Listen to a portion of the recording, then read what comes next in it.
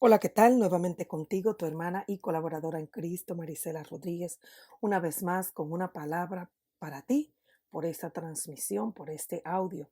Y para ella vamos a ir a Primera de Reyes y vamos a estar leyendo en el capítulo 2. Leeremos desde el versículo 1 al versículo 4. Aquí ya en un periodo de reyes, hablando de Reino Unido y específicamente hablando del segundo rey de Israel, David, un hombre conforme al corazón de Dios. Tal vez lo ha escuchado muchas veces, pero tal vez hoy podría escuchar algo más que el Espíritu Santo quiere ministrar a tu vida acerca del corazón de Dios para con los hombres, con el ejemplo de este hombre, este rey de Israel, David. ¿Y qué es lo que dice aquí? Primera de Reyes 2, versículo 1. Llegaron los días en que David había de morir, y ordenó a Salomón su hijo, diciendo: Yo sigo el camino de todos en la tierra. Esfuérzate y sé hombre. Guarda los preceptos de Jehová tu Dios, andando en sus mandamientos y observando sus estatutos y mandamientos, sus decretos y sus testimonios, de la manera que está escrito en la ley de Moisés, para que prosperes en todo lo que hagas y en todo aquello que emprendas, para que confirme Jehová la palabra que me habló diciendo: si tus hijos guardaren mi camino, andando delante de mí con verdad, de todo su corazón y de toda su alma, jamás, dice, faltará a ti varón en el trono de Israel. Fidelidad. Hermano, la fidelidad de Dios. La fidelidad de Dios no tiene con qué compararse, pero la fidelidad de Dios también tiene que ver en cómo comienzan los hombres con Dios y cómo terminan. Sí, Dios es fiel, pero si tú te fijas aquí en la promesa, Él dice: si tus hijos guardaren mi camino. Por eso Él está instruyendo a Salomón. Y más adelante vas a ver cómo la fidelidad de Dios, aunque el reino de Israel se divide en reino del norte y reino del sur, en el reino del sur siempre hubo alguien del linaje de David que llegó hasta Jesús. Si tú vas y lees en Mateo la genealogía de Jesús, te das cuenta que Jesús viene de una generación, no solamente contando la promesa que se le hizo a Eva de la simiente, no solamente contando la promesa que se le hizo a Abraham, a Isaac y a Jacob, no solamente contando con que viene de la tribu de Judá, el hijo de Jacob, y en el libro de Ruth podemos ver cómo esta genealogía sigue. Y en el libro de Mateo, y junto con este versículo que acabamos de leer, vemos cómo se complementan con un rey eterno del linaje de David, la misma simiente. Jesús es el mismo, pero dentro de la fidelidad de Dios. Un Dios fiel que cumple sus promesas. Y por eso Dios, dándole estas promesas a David, David traspasa el legado al rey Salomón, el tercer rey de quien hablaremos más adelante, dirigido por el mismo Espíritu Santo. Porque sabemos que David pudo haber elegido otro de sus hijos mayores, pero no. Dios quería a Salomón, y David, a quien le entregó el reinado antes de morir, fue a Salomón. Y muchas cosas más que David dejó. Un hombre con unos inicios de rechazo, termina siendo el portador de las promesas de Dios. Pero ¿cómo se convierte David en el portador de las promesas eternas de Dios, de un Dios fiel? Porque Dios es fiel. Es importante que tú conozcas la fidelidad de Dios, porque la fidelidad de Dios no es solamente para unos, para algunos, para David, es para ti y para mí también. Pero tienes que entender que hay cosas que Dios nos va a pedir y nosotros a nuestra vez debemos ser fieles. Si bien la salvación es un regalo de Dios, Él fue fiel en cumplir la promesa de salvación y regalárnoslas. Él fue fiel en enviar la simiente.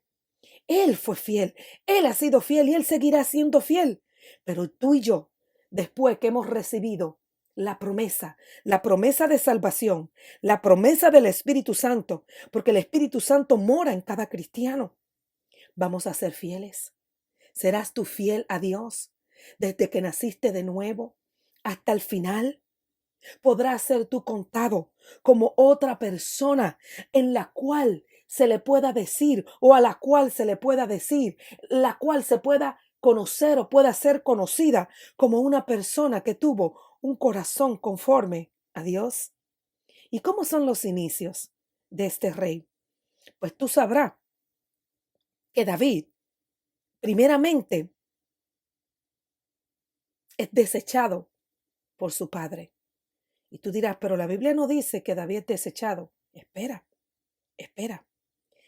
Hay implícitamente mucha información en la Biblia que es importante que juntamente con la revelación del Espíritu Santo y también hay otras fuentes secundarias que no las vamos a usar el día de hoy, que son los escritos, los extra bíblicos de los judíos que hablan de estas historias en una manera más amplia, pero ni siquiera quiero hablarte de eso, porque solamente con lo que dice aquí en la Biblia tú puedes, con el discernimiento del Espíritu Santo y la implicación, entender las cosas que pasaban aquí. Tal vez no entenderá los por qué, pero sucedían estas situaciones. Como sabrás, el rey anterior fue Saúl.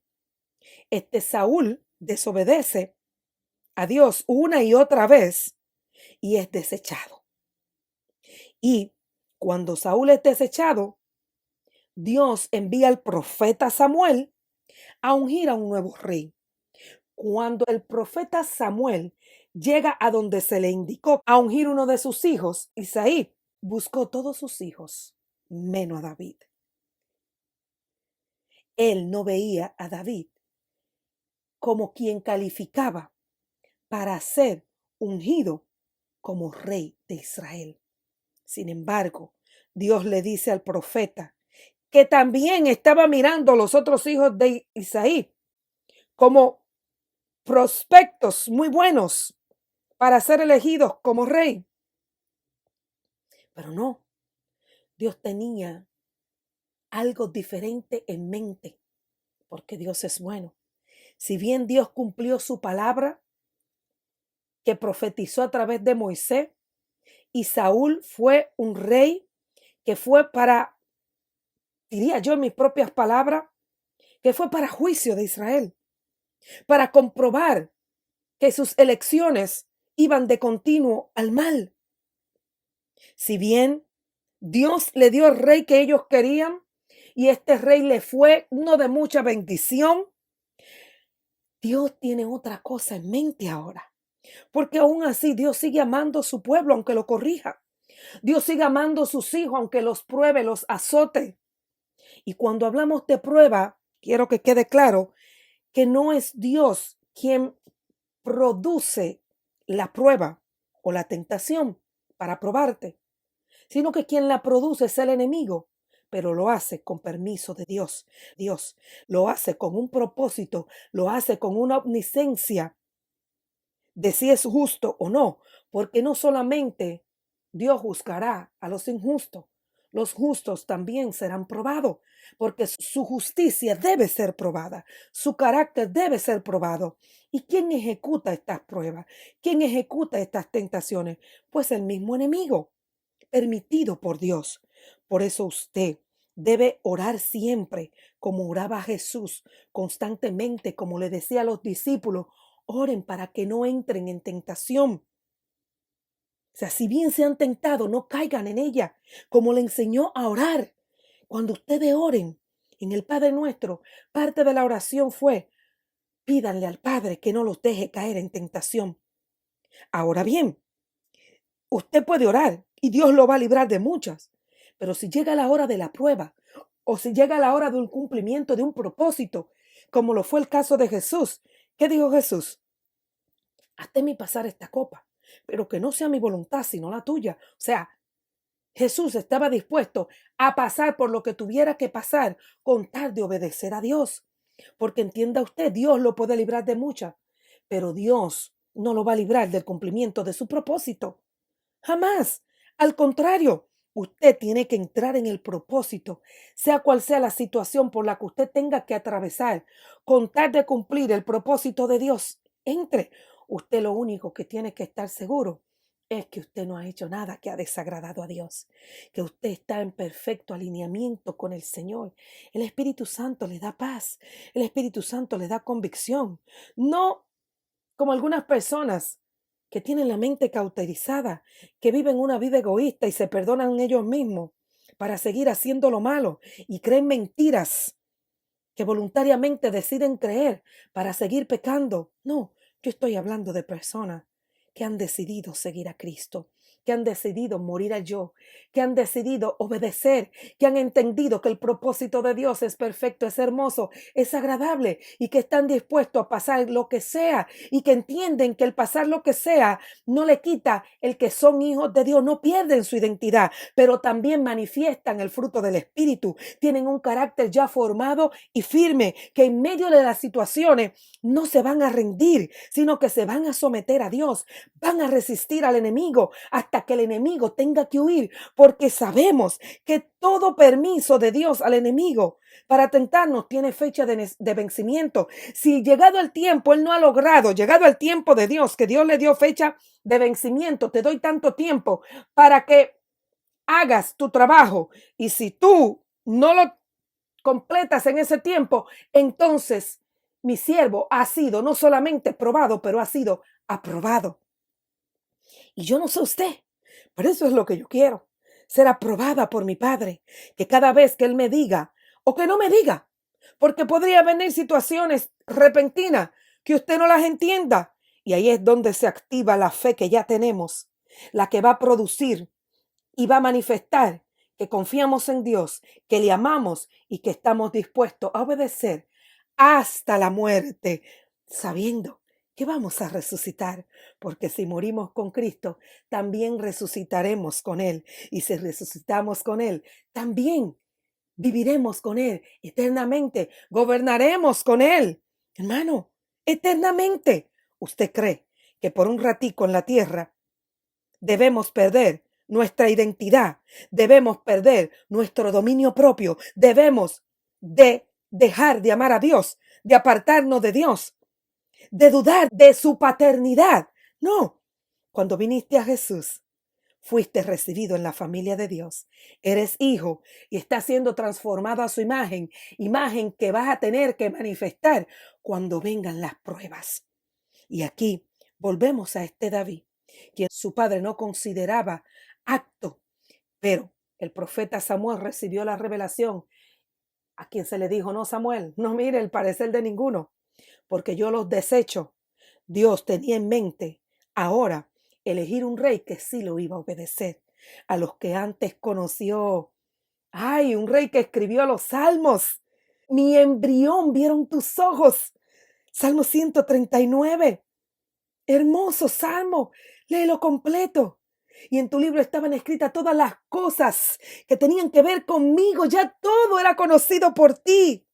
Un David que llegó a conocer la omnisciencia de Dios y la expresó.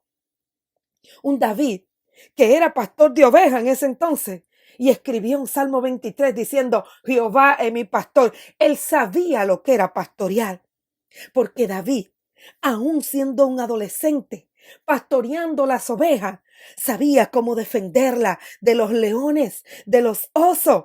Y él sabía cómo su Padre Dios podía defenderlo a él. Él tal vez no tenía un afecto humano, paternal, pero él tenía todo el amor de un Padre Dios. Y esto es posible. Yo conozco muchas personas por ahí que andan sin identidad paternal porque su padre murió, o porque su padre lo abandonó, o porque su padre lo desechó, o porque su padre nunca le dio amor, o porque su padre nunca tuvo una relación con él. Pero yo te garantizo que tenemos un padre que es muy diferente a los padres terrenales. Yo te doy testimonio porque yo comencé a disfrutar de la paternidad desde chiquita, porque yo también fui desechada. Yo no fui apreciada y amada por mi padre, pero yo busqué al Dios desconocido y decía, yo no sé si es verdad que tú existes, pero si tú existes, ayúdame, ayúdame porque yo no quiero ser mala.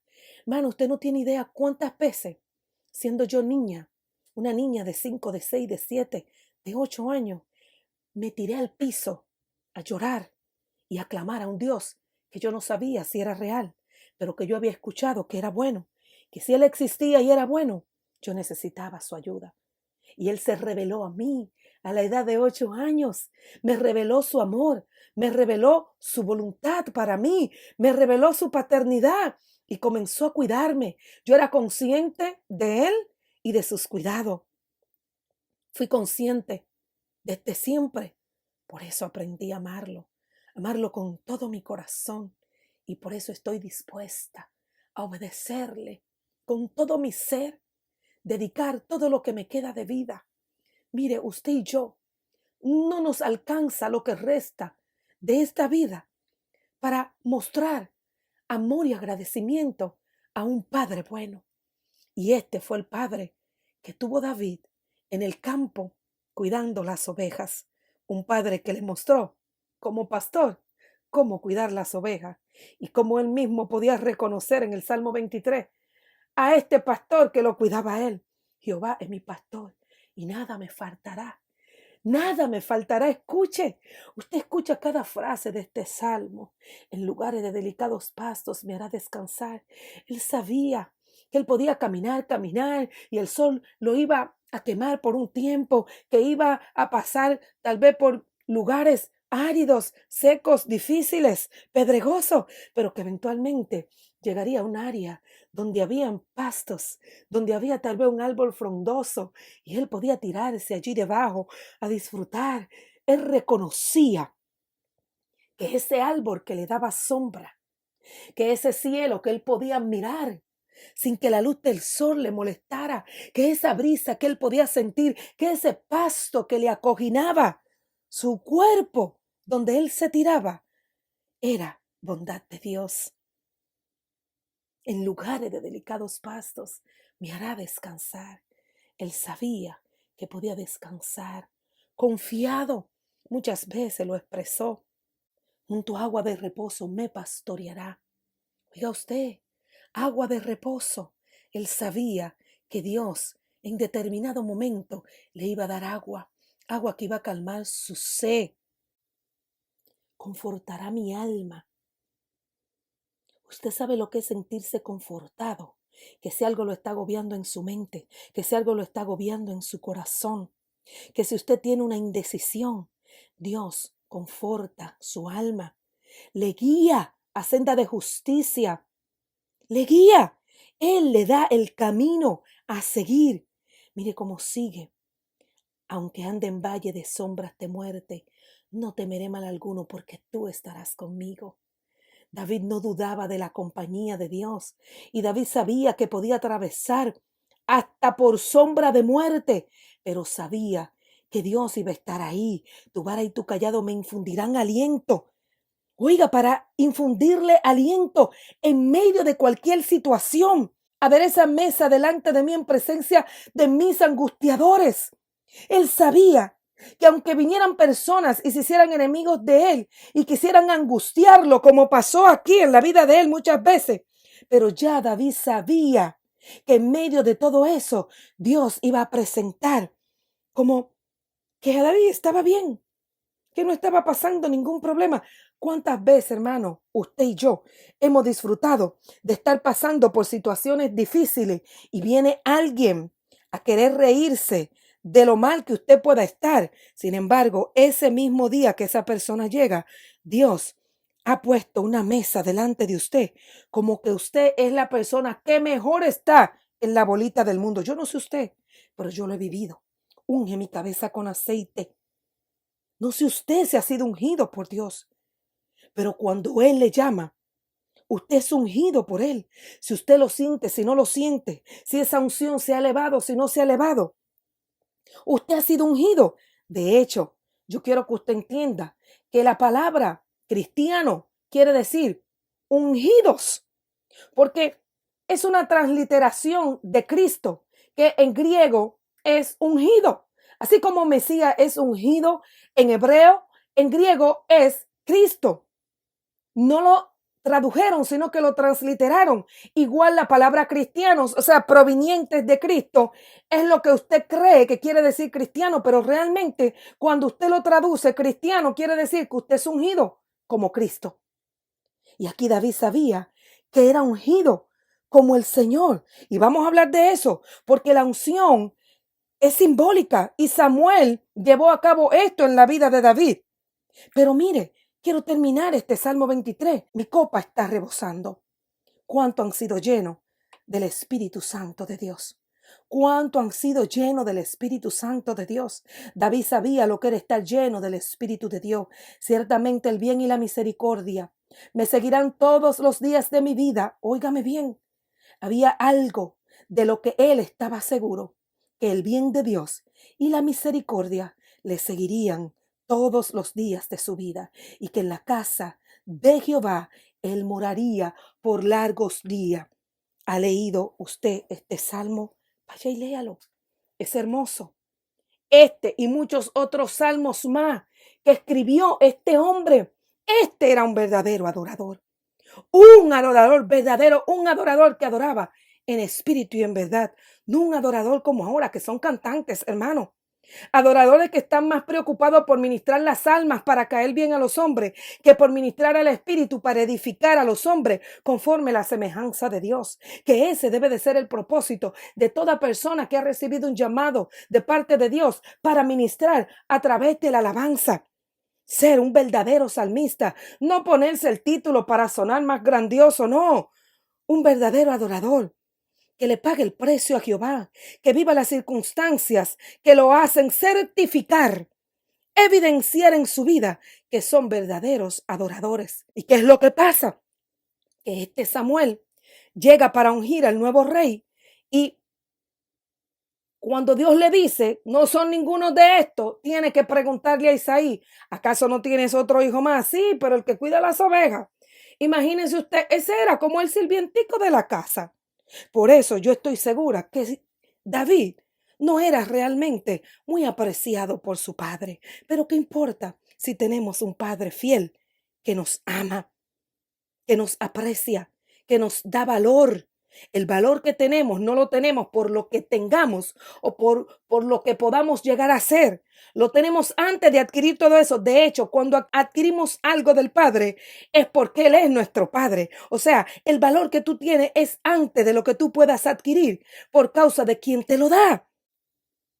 Y luego tiene que ser llamado este David y es ungido siendo un adolescente por el profeta Samuel. Y sabemos que no es que David comenzó a reinar de una vez. David fue procesado. David pasó bastantes situaciones. De hecho, sus hermanos también lo menospreciaban.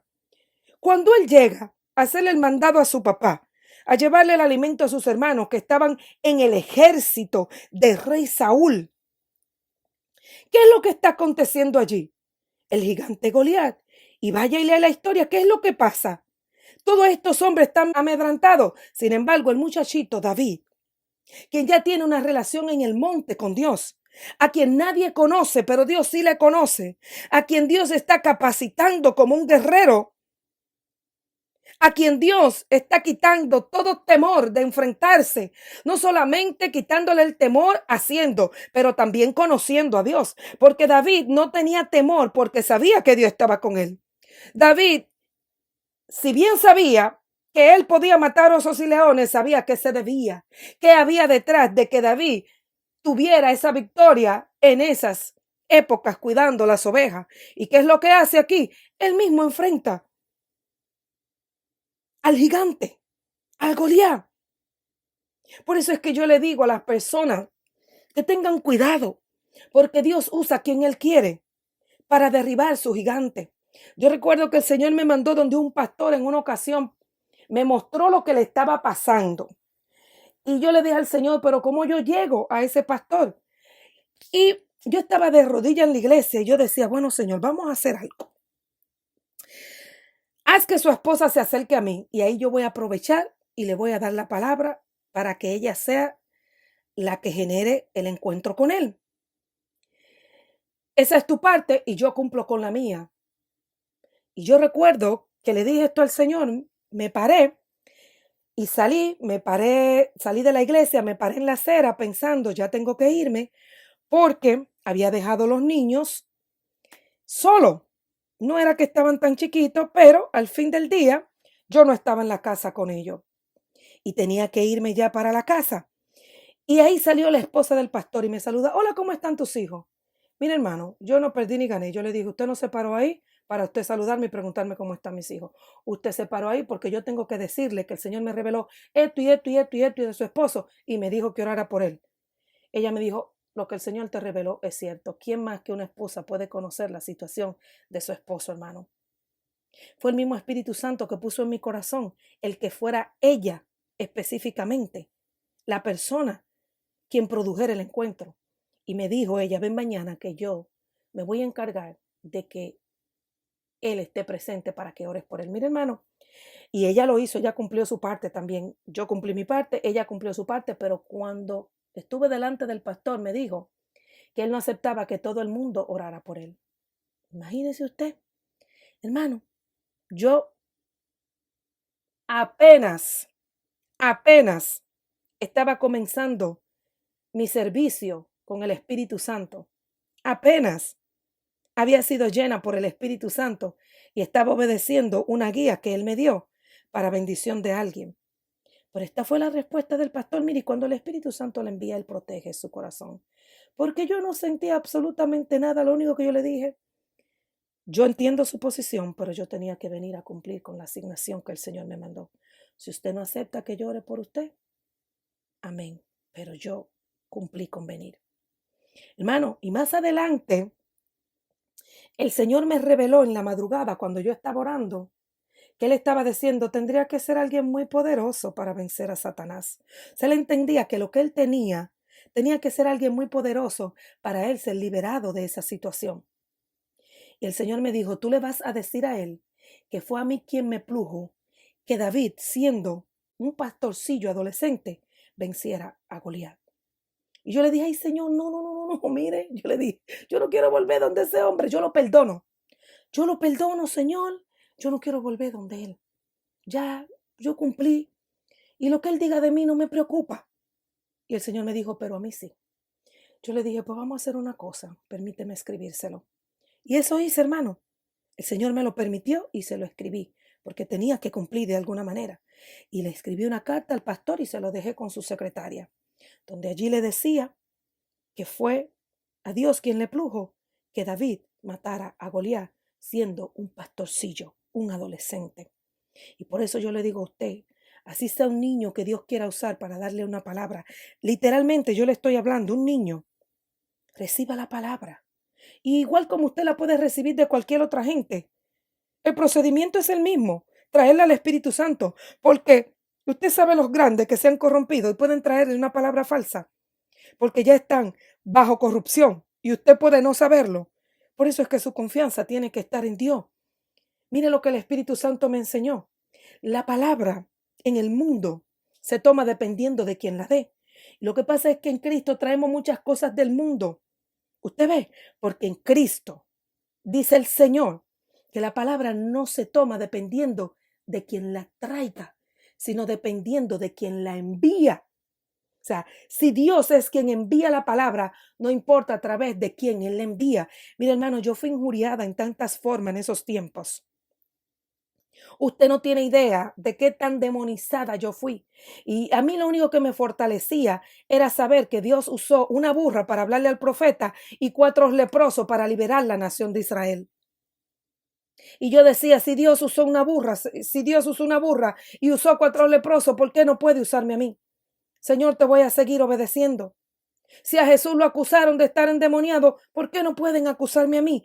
Esta palabra que yo tomaba de la palabra era la que me fortalecía. La misma palabra en mi mente y en mi corazón me fortalecía ante los ataques. Y este David sufrió muchísimos ataques, hermano. Usted sabe que Saúl comenzó a tener celos de él.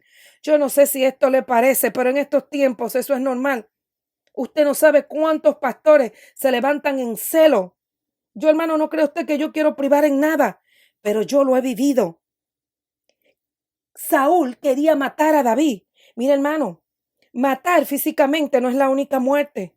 Se puede matar con palabras. Yo recuerdo que una pastora me difamó, le prohibió a toda la iglesia que me hablaba y luego que le prohibió que me hablara.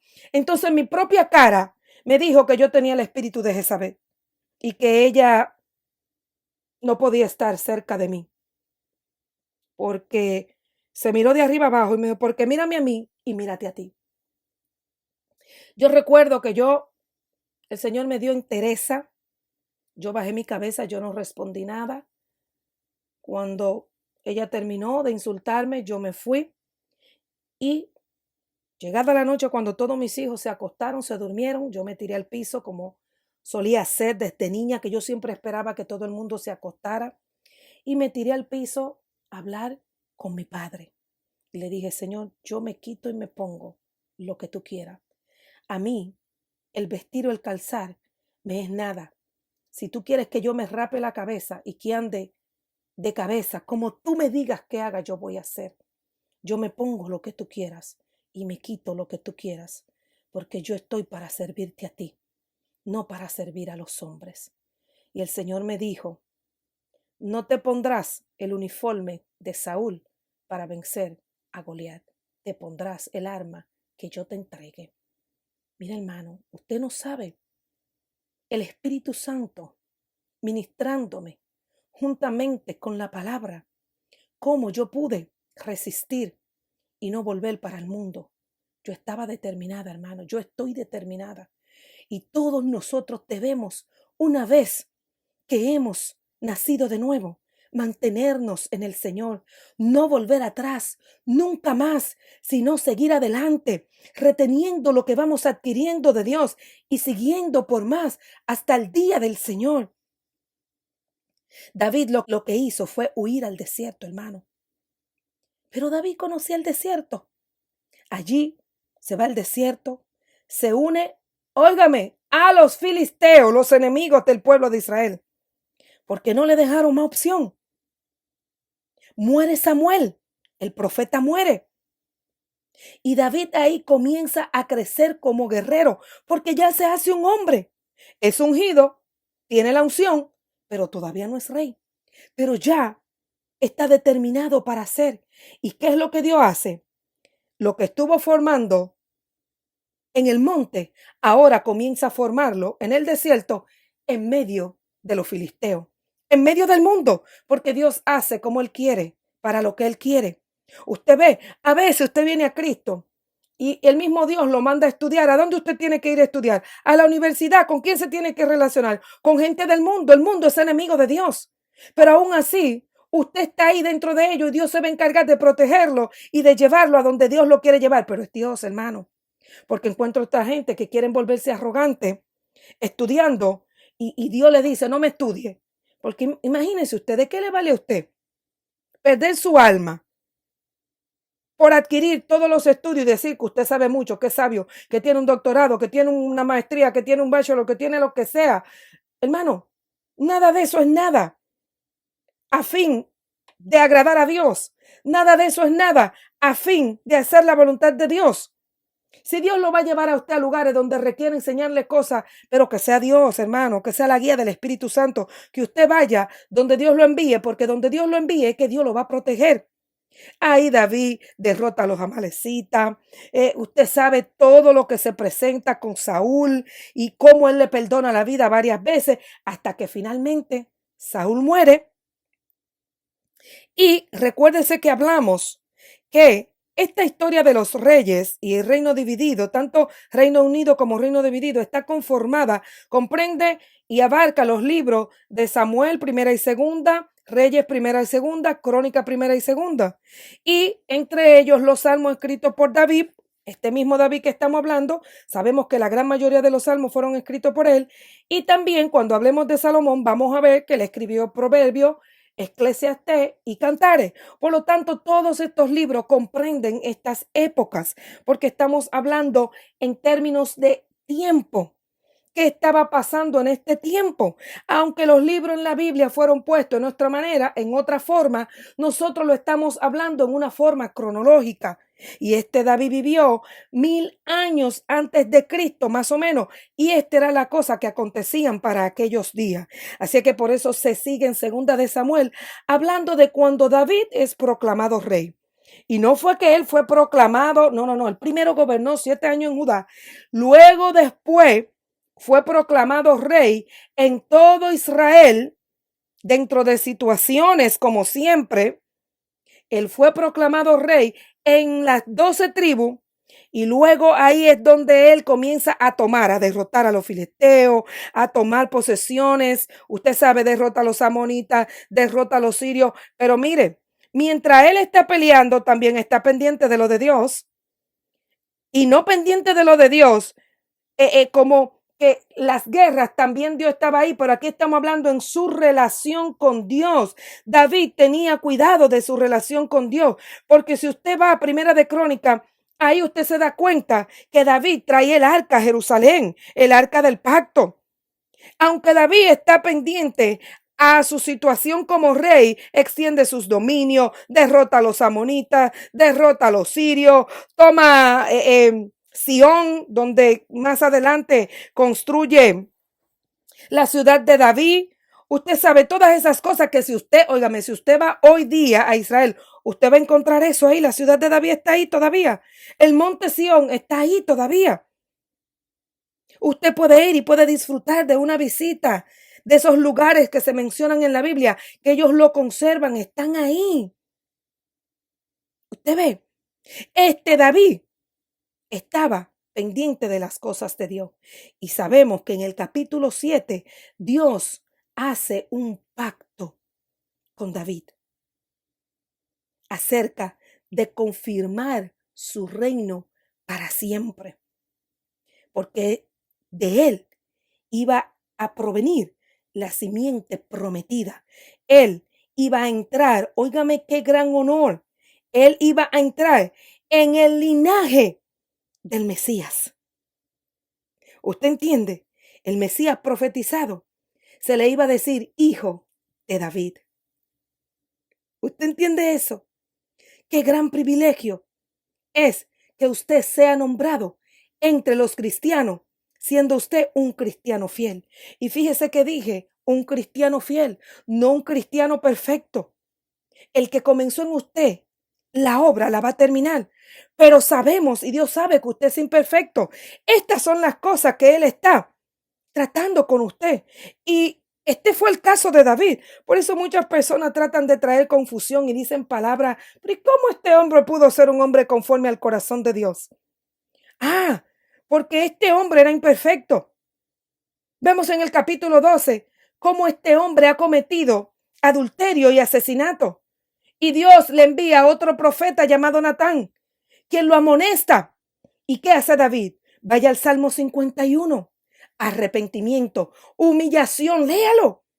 Esta es la actitud de David, reconocer que ha fallado y humillarse delante de Dios, buscando su perdón, rogando, clamando que no aparte de él su espíritu. Hermano, David ama a Dios aunque falló. David de verdad, es un hombre imperfecto que ama a Dios, que sabe buscar el rostro de Dios, que sabe adorarlo en espíritu y en verdad. Por encima de todo, ¿qué fue lo que no pasó David? Porque David restituye, es perdonado por Dios. ¿Y usted cree que los problemas se acabaron? No. David tuvo problemas con sus hijos. ¿Qué le hizo Amón a Tamar? ¿Qué le hizo Absalón a Amón? ¿Y qué le hizo el mismo Absalón a David? Un hijo con arrepentimiento fácil, queriendo aprovecharse de el amor y la bondad de un padre. Mire, de Dios nadie se va a aprovechar, pero Absalón sí trató de aprovecharse. ¿Y qué hizo Dios? Quien respaldaba a David por encima de todo, tuvo que sacar a Absalón, porque Dios es así. ¿Entiende? Dios nos ama a todos, pero Dios le da a cada quien lo que le corresponde de acuerdo a como haya sembrado. Como tú siembres, así vas a cosechar. Esa es la verdad. Y no fue que David dejó de tener problemas. Luego se sublevó también Seba. ¿Cuántas cosas no pasó David? Luego también querían quitarle el reinado. Otro de los hijos que no era quien Dios había elegido. Y es aquí donde llegamos a Primera de Reyes, donde David proclama a Salomón como rey.